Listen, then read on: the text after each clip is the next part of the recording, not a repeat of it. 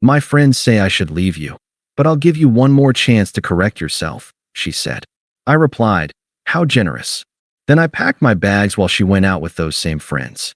When she got home ready to discuss my improvements, I was gone with a note. Decided not to take the chance. Hey viewers, before we move on to the video, please make sure to subscribe to the channel and hit the like button if you want to see more stories like this. Thanks. The air in our apartment felt thick, like before a storm. It had been like this for weeks. A heavy quiet punctuated by the rapid tap-tap-tap of Qley's thumbs on her phone screen, followed by sighs she meant for me to hear. I was on the couch, pretending to read a book, every sense tuned to the discordant frequency of her displeasure. I knew the source. It had a name, Mia, and it had a committee, the girls. Qley finally put her phone down with a decisive clack on the coffee table. The sound was a starter's pistol. We need to talk. Here it was. I marked my page, a simple, deliberate action. Okay. She didn't sit. She paced to the window, her back to me, arms crossed. A staged pose. I've been doing a lot of thinking. A lot of talking. With people who really see me. I said nothing. My silence was the canvas she needed to paint her grievance. She turned, her expression a masterpiece of pained generosity.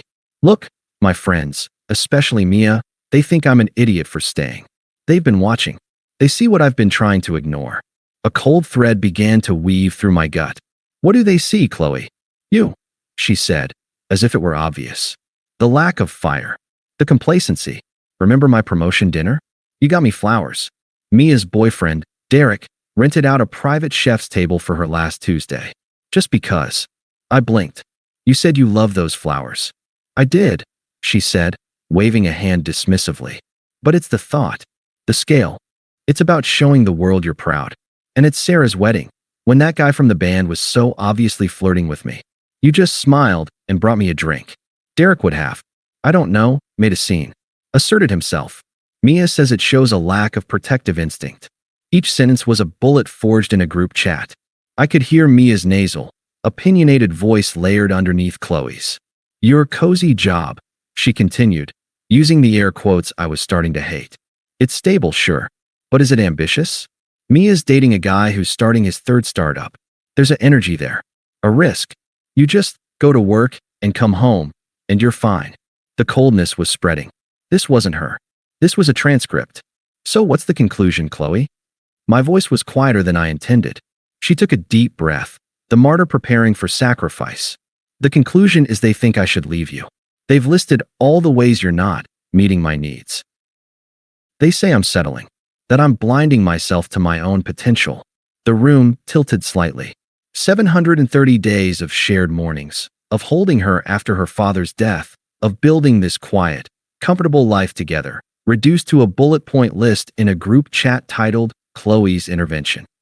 But, she said, and here she finally met my eyes, her gaze hardening with a sense of bestowed grace. I'm not like them. I'm loyal. I believe in us. So I'm giving you one more chance.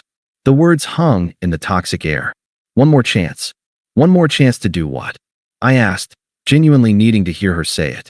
To correct yourself, she said, as if diagnosing a faulty appliance. To be the man I need you to be. To show up with the fire, the ambition, the grand gesture energy. To prove my friends wrong. We can start tomorrow. We can make a plan. A surreal calm descended over me. The coldness reached my heart and froze it solid.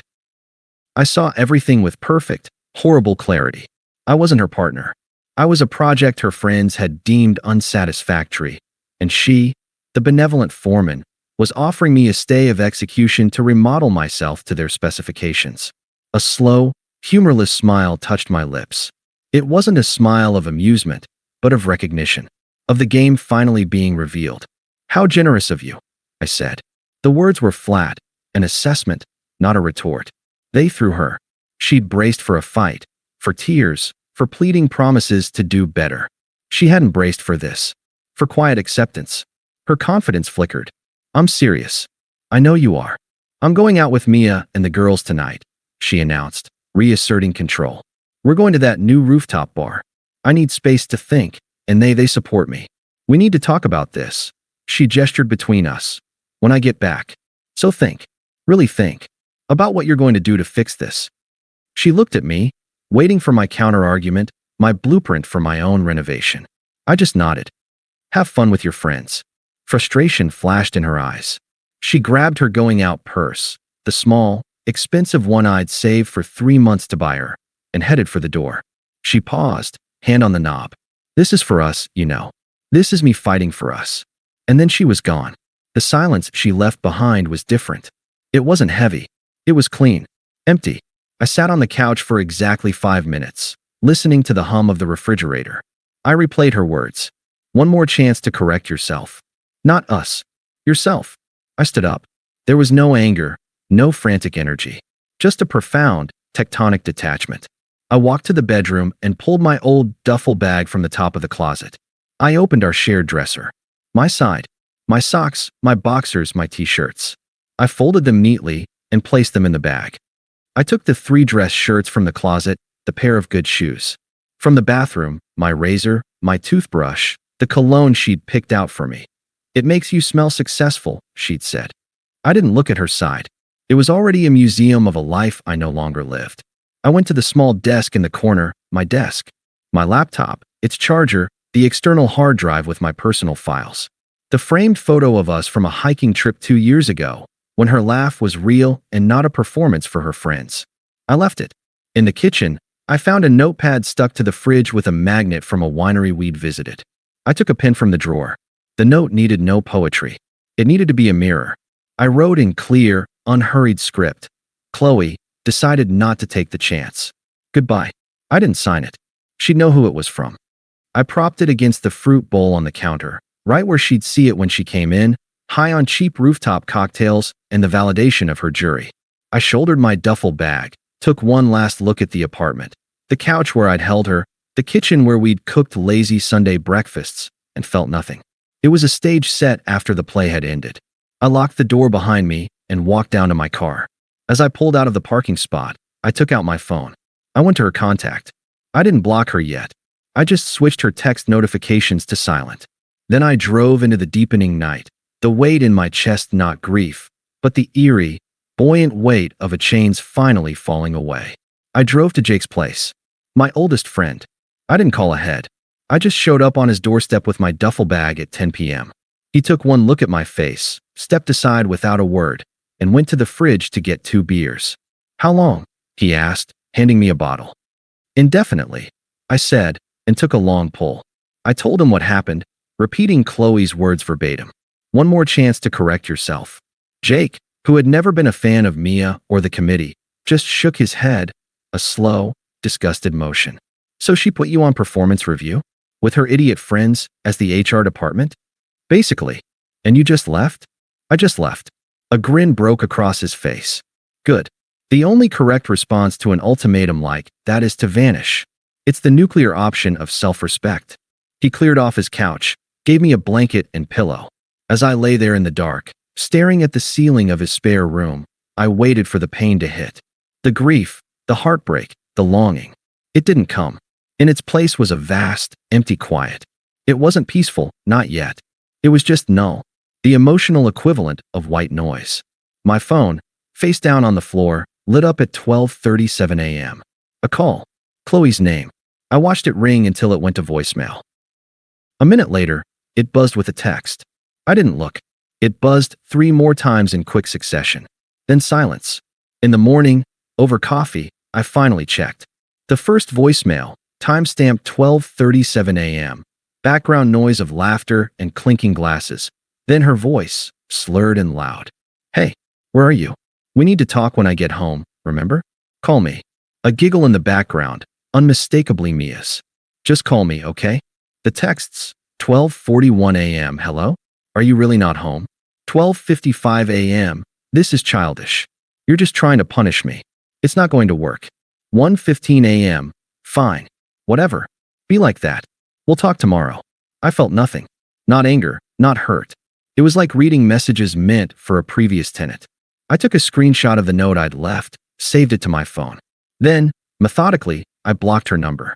I blocked her on every social media app, Instagram, Facebook, even the professional one she never used. It wasn't an act of anger. It was digital sanitation. Cutting a tie to a source of infection. Jake watched me. You okay, man? I don't know what I am, I said honestly. But I'm not sad. I think I'm free. That was day 1. The first week was a lesson in silence. My world, which had for 2 years been filled with the constant background noise of Qley's moods, opinions, and social dramas, was now eerily still. I called my landlord, explained the situation, a necessary breakup. I needed to be removed from the lease. He was a decent guy, asked if I was safe, and said he'd start the paperwork. I went to the apartment one last time when I knew Qley would be at work. I took the rest of my clothes, my books, a few small pieces of furniture that were mine. I left the key on the counter. The note was gone. The silence from my end was absolute. But the universe, through the grapevine of mutual acquaintances, began to feed me pieces of the story. It started with Sarah, a friend from college who was tangentially connected to Qley's circle, but always fair-minded. She texted me on day 4. Hey, heard about you and Qley. Just wanted to check in on you. I replied, I'm okay. Thanks, Sarah. A few minutes later, her bubble popped up again. She's telling everyone you had a nervous breakdown and abandoned her. Mia's leading the charge. It's intense. I wrote back, let them talk. It doesn't matter. Sarah, for what it's worth, I never liked Mia. She's a poison pill. Take care of yourself. That was the first confirmation of the narrative they were spinning. I was the villain, the coward who cracked under pressure. It was fine. Villains don't have to attend committee meetings. The voicemails and texts had stopped once I'd blocked her. But on day 7, a new number popped up on my screen. A local area code. I let it go to voicemail. Okay, you made your point. Her voice was clear now, sharp with impatience. You're hurt. I get it. This silent treatment is juvenile. Come home so we can talk like adults. You can't just run from problems. There was a click. The condescension was a tangible thing. She still thought this was a tactic, a negotiation ploy.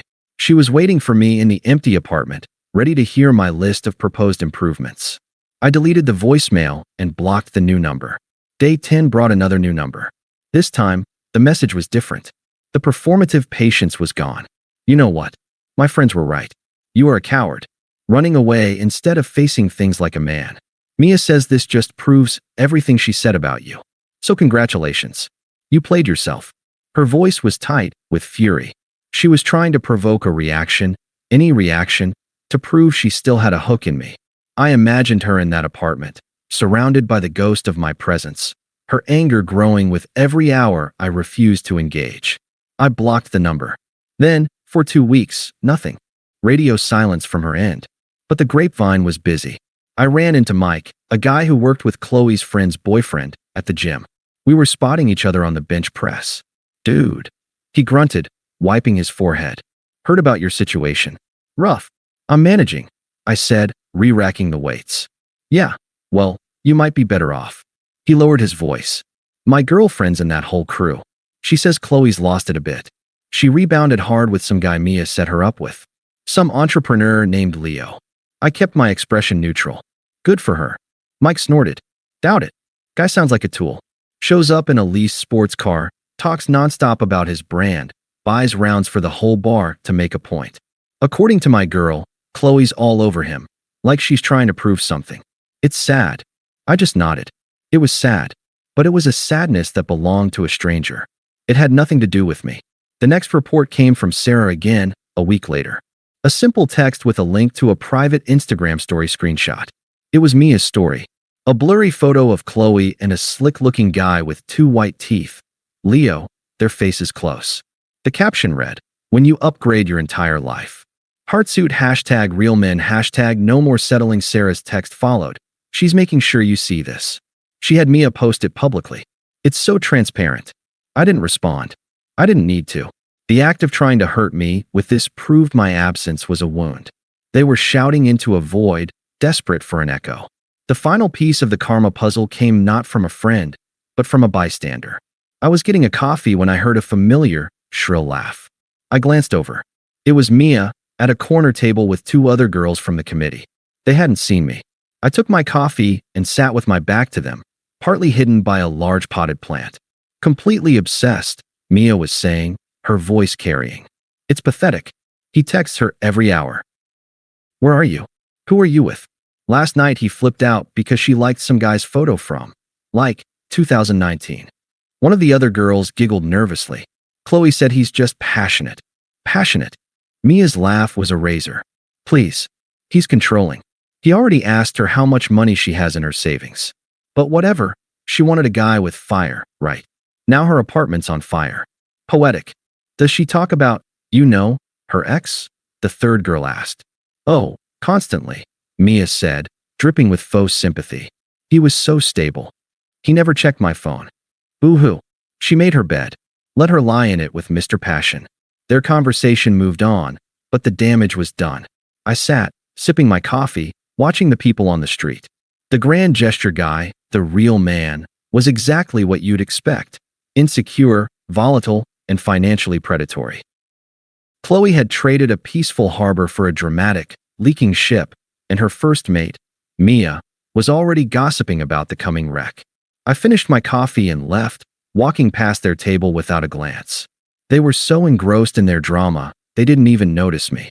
The ultimate irrelevance. That night, at Jake's, I finally felt the first flicker of something other than numbness. It wasn't happiness. It was the quiet, solid satisfaction of a bullet dodged. The storm I'd walked away from was now raging in full force, and I was sitting in a dry house, listening to the distant thunder. The unfairness of the betrayal had faded. In its place was a simple, unshakable knowledge. I had made the only choice possible. Her life was unraveling, thread by thread, pulled by the very hands she'd entrusted with her happiness. And my silence was no longer just an absence.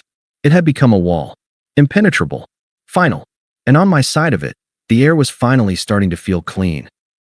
The universe has a cruel sense of humor. Just as I'd settled into the quiet rhythm of my new life, crashing at Jake's, focusing on work, actually using my gym membership, the first direct plea arrived. Not from Qley, but from her lieutenant. It was a Thursday evening. An unknown number with a familiar area code flashed on my screen. I almost didn't answer, but a gut instinct told me to. Hello. Finally. The voice was sharp, accusatory, and unmistakably belonging to Mia. Do you have any idea what you've done? I leaned back in Jake's desk chair, the calm settling over me like armor. Mia, to what do I owe the displeasure? Don't you take that tone with me, she snapped. This isn't a joke. Qley is a mess. She's completely destroyed because of you. You just ghosted her? After everything? What is wrong with you? I let her words hang in the digital silence between us. Is there a point to this call, Mia? Or are you just practicing your dramatic monologue? She huffed, an angry sound. The point is you need to fix this. She made a mistake, okay? She was under pressure. We all were just trying to look out for her. But you took it to a nuclear level. You abandoned her. And now that Leo guy, he's a monster. He's controlling. He's mean. He's bleeding her dry. She's crying every day. You need to be the bigger man here. You need to come back and help her. She needs her rock. There it was. The breathtaking audacity. The same person who orchestrated my dismissal was now summoning me back for cleanup duty. I felt a flicker of disgust, but my voice remained level. Let me get this straight, I said, my tone flat, analytical. You and your friends convinced Qley I was inadequate. She issued me an ultimatum to fundamentally change who I was. I declined. She moved on to a man of your recommendation. That man is now abusive. And your solution is for me to return and resume my post as the rock she deemed boring. Is that an accurate summary? She sputtered. You're twisting it. She loved you. She was just confused. She was clear. I corrected. And so was I. I am not responsible for the consequences of Qley's choices, Mia. You certainly aren't acting like it. I suggest you help her, since this situation seems to be of your making. Do not contact me again. You selfish prick. She's suffering. Her voice was a shriek now, the mask of concerned friend fully off, revealing the spite beneath. Then you should be a better friend, I said quietly. Goodbye. I ended the call and blocked the number. My hand was steady. There was no adrenaline rush, no righteous anger. Just the sterile satisfaction of closing a malfunctioning file. The call from her mother came 2 days later. This one hurt differently, a low, empathetic thud. Carol had always been kind to me. Hi, sweetheart, she said, her voice heavy with regret. I'm so sorry to call like this. Hi, Carol. I kept my voice neutral, respectful, but distant. I don't know what happened between you two. She won't tell me the whole story, but she's not herself. This new man. I've met him. He frightens me. She's lost weight. She jumps at loud noises. I think you might be the only one who can get through to her. She listens to you. Listen to you. This was the hard one. The appeal to my old nature, to the protector I had been. I saw a flash of Carol's face, worried and sad. But I also saw Qley's face, dismissive and smug, telling me I needed correction. Carol, I said, my voice softening a fraction, but with no give in it.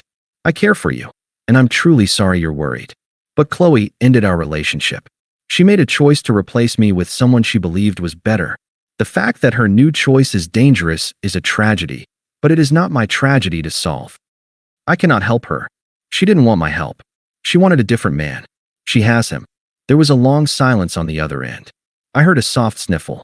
She threw away something real, didn't she? That's between her and her conscience, I said. Please take care of yourself, Carol. I ended the call.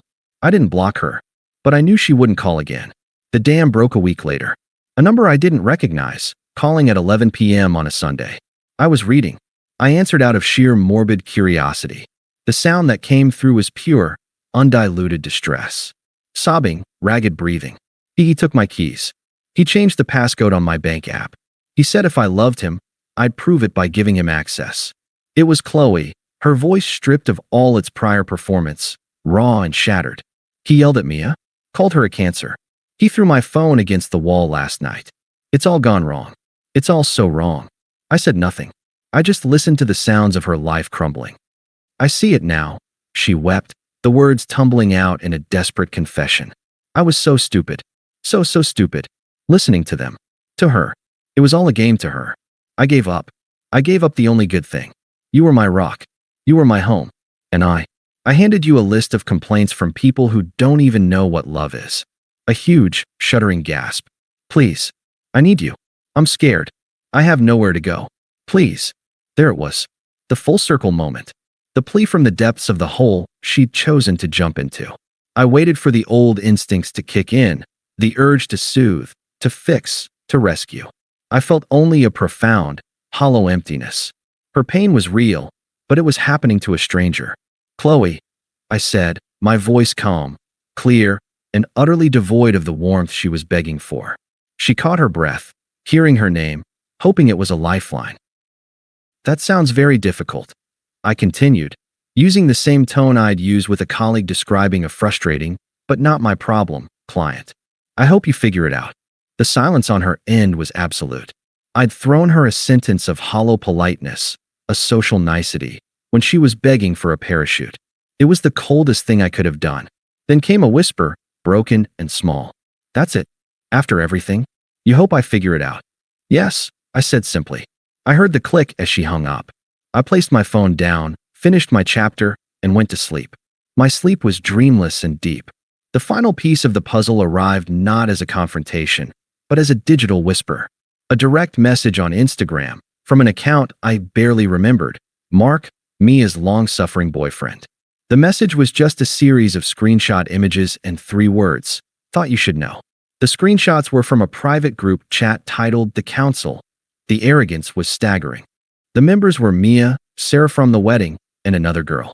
The messages were time-stamped from before the ultimatum. Mia, Qley's guy is such a beta. He's holding her back. She needs a push. Sarah, isn't he nice to her though? Mia, nice is code for boring. My cousin Leo is in town. He's all alpha. Fake it till you make it, baby. He'll blow her mind and her ex's ego. Other girl, what if she doesn't go for it? Mia, then we make her see how lacking her current model is. We stage an intervention. List the flaws. She's impressionable. She'll crack. Either he shapes up, doubtful, or she upgrades to Leo. Win-win. The last screenshot was from just a few days ago. Mia, update. Leo is a psycho. Qley's a wreck. This is more drama than I bargained for. But honestly, it's kind of her karma for being so weak-willed. Should have stuck with her safe bet. I stared at the screen. There was no rage. It was just clinical confirmation. Qley hadn't just listened to her friends. She'd been a pawn in Mia's game of social chess. A game where winning meant creating the most drama. I typed back to Mark. Thanks. Hope you find your way out too. He replied with a thumbs up. Months passed. I moved into my own place, a small, bright apartment that held only my energy. I got a promotion. The cozy job had quiet, steady respect that translated into real responsibility and a significant raise. I spent my weekends hiking, or having beers with Jake, or learning to cook meals that I alone chose. I was in a popular coffee shop near my new office, waiting for my order, scrolling on my phone. I felt a presence hover, a familiar scent of perfume undercut by cigarette smoke. I looked up. It was Qley. She looked diminished. The light in her eyes that I'd once loved was gone, replaced by a skittish wariness. She was too thin, her clothes hanging loosely. She clutched a to-go cup like a shield. "Hi," she said, her voice barely a whisper. I gave a slight, polite nod. "Qley, you look good," she said, her eyes scanning me. I was tanned from hiking, my shoulders broader from consistent lifting. I looked, for the first time in years, entirely at ease. "Thank you." My almond milk latte was called. I collected it from the counter. She was still standing there, an obstacle between me and the door. I know what Mia did," she blurted out, her words rushing together. "Mark showed me the chats. I get it now. You were right to leave. I was blind. I was an idiot. I lost everything. My apartment, my savings, my self-respect." Her eyes glistened. "Leo's gone. Took what he could and left." I took a sip of my latte. It was perfectly bittersweet. "I'm aware." She flinched at my tone. It wasn't cruel. It was just factual. "Is there any way we could ever get coffee? Sometime? As friends? Just to talk. I think I need closure." I looked at her then, really looked. I searched for any remnant of the woman I'd loved, for any spark that belonged to her and not to Mia's committee. I saw only a hollowed-out stranger, a monument to bad choices. My phone buzzed in my pocket. A text from Lisa, a woman I'd been seeing for a few weeks. She was funny, independent, and thought my cozy job was fascinatingly complex. She'd sent a funny meme about our planned hike tomorrow. A small, genuine smile touched my lips before I could stop it. Qley saw it. Her face fell, understanding dawning that the smile wasn't for her, would never be for her again. I glanced at my watch, a simple, reliable piece. "No," I said, my voice calm and final. "I don't think so." I met her eyes one last time, and in mine, she saw the truth she'd been fearing. Not hatred, not lingering pain, but a clean, uncluttered indifference. She was a footnote in a chapter I'd finished writing long ago. "Take care, Qley," I said. It wasn't a wish for her well-being. It was a punctuation mark. I stepped around her and walked out into the sunny afternoon. The air was fresh. My phone buzzed again with another message from Lisa. I typed a quick reply, a real smile spreading across my face, and slipped the phone back into my pocket. I didn't look back. I had a life to get to, one I'd built for myself, brick by quiet brick, in the peaceful silence she'd left behind. Edit/update. To everyone asking, no, I never replied to Mark or confronted Mia. Their own ecosystem of toxicity is consuming itself just fine without me. And to the person who DM'd me saying I was too harsh, you've clearly never been handed a one more chance to fundamentally alter your soul by a committee. The kindest thing you can do for everyone involved is to simply refuse to play. And that, folks, is why you never accept a chance from someone who should be your partner, not your probation officer. Thanks for watching. Make sure to subscribe to the channel and hit the like button. What do you think about this story? Share it in the comments.